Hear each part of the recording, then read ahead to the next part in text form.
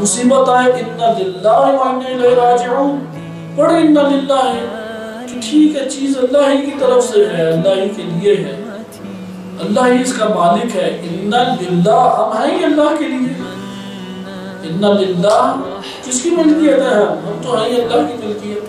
مصیبت آ گئی تب بھی اللہ کی ملکیت۔ وَإِنَّا إِلَيْهِ رَاجِعُونَ، اور اللہ ہی کی طرف لوٹ کے جائیں گے۔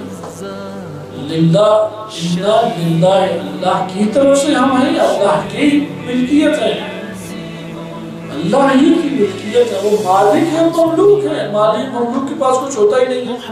یہ ہے اِنَّا لِلَّهِ، یعنی مملوک ہے، وہ مالک ہے۔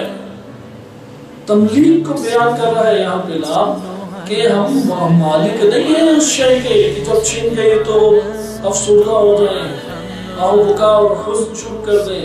اللہ مالک ہی اللہ ہے۔ وَإِنَّا إِلَيْهِ رَاجِعُونَ، ہم نے بھی اللہ ہی کی طرف لوٹ کے جانا ہے۔ ہر چیز نے اس زمین سے مفقود ہو جانا ہے، گم ہو جانا ہے، ہر چیز نے اس زمین سے فنا ہو جانا ہے۔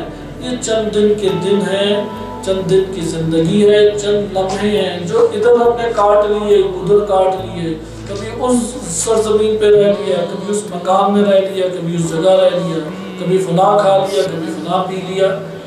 مومن وہ ہوتا ہے کہ جسے پریشانی نہیں ہوتی دوپہر کو کیا کھائیں گے، شام کو کیا کھائیں گے، اسے کوئی پریشانی نہیں، کیونکہ اسے پتہ ہے میں مرزوق ہوں، رازق نہیں ہوں۔